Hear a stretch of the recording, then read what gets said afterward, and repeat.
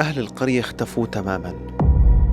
حتى بعض المنازل وجدوا أن هنالك الطبخ كان موجود وموضوع في الأرض، الأماكن، الحيوانات موجودة في أماكنها، الملابس في أماكنها، لكن الأبواب كلها مفتوحة والقرية خاوية على عروشها.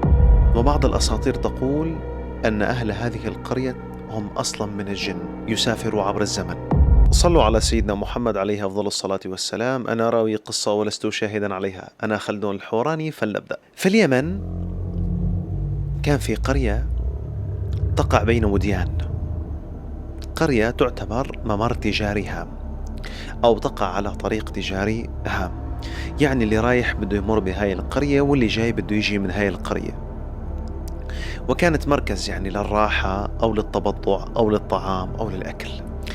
ولكن هاي القرية اللي كان بيميزها أنها كانت قرية قديمة، بيوتها حجرية وطينية، وأغلب سكانها كانوا يشتغلوا في الرعي وفي الزراعة وبحياتهم البسيطة. وطبعا هاي القرية كانت معروفة واسمها هاي القرية قفلة عزر أو خريبيت بيقولوا لها، لا أعلم تماما حسب الرواية التي قرأتها. فبيوم من الأيام كان يمر التجار من هاي القرية، فمجموعة من التجار اللي هم متعودين دائما أن يمروا بهذه القرية ويستريحوا ويتبضعوا ويأكلوا يعني ويرتاحوا ويغادروا،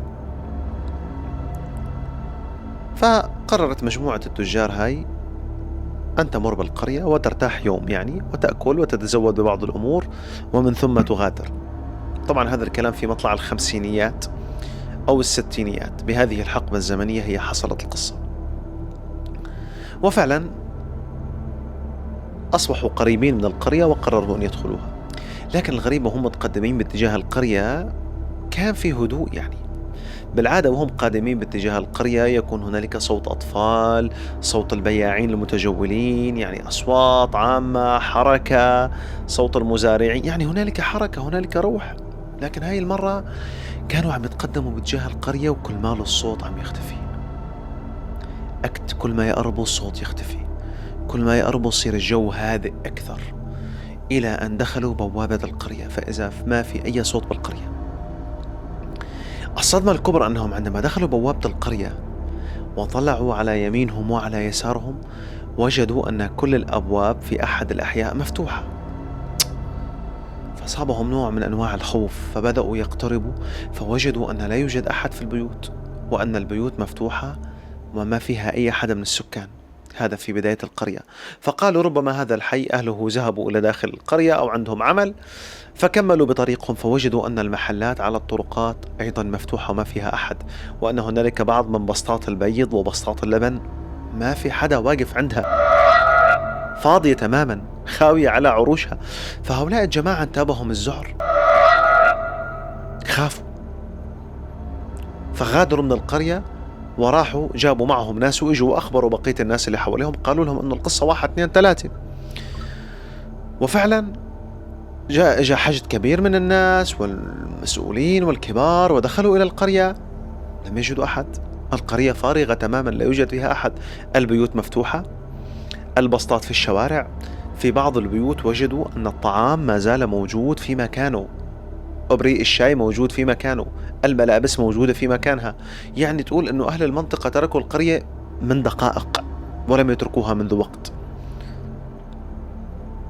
العجيب في الموضوع أنه خلال هذا الشيء الذي حصل في هذه القرية أنه ما كان هنالك دلائل على جرائم أو إبادة أو قتل أو تهجير.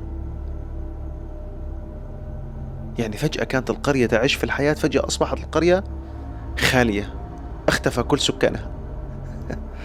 سبحان الله. وتدولت هذه القصة في اليمن على مدى سنوات طويلة، وقيل أن أهالي القرية هم أصلا من الجن الذين يعيشوا بين البشر ويغادروا عبر الزمن، فعاشوا فترة في تلك القرية من ثم قرروا أن يغادروا وانتقلوا إلى عالم آخر وزمن آخر. ولا يوجد أي تفسير آخر لهذه القرية، الجميع حاول وبحث واستفسر، لكن لم يجدوا أي حل منطقي لما حصل في هذه القرية. برأيك أنت اليوم كمتابع عندما تشاهدني وتسمع هذه القصة، برأيك ما الذي حصل في هذه القرية؟ أين ذهبوا سكان هذه القرية؟ لماذا هجروها؟ لماذا تركوا كل شيء خلفهم وغادروا؟ وإن كنت من اليمن ففضلا أخبرنا، هل سمعت بقصص مشابهة أو تفاصيل مشابهة؟ لا تنسى أن تشاهد الحلقات السابقة الموجودة في صفحتي، فهي تستحق المشاهدة. أنا أخوكم خلدون الحوراني، بتشرف فيكم إذا بتعملونا متابعة على الصفحة. كل الحب والاحترام، جزاكم الله خير.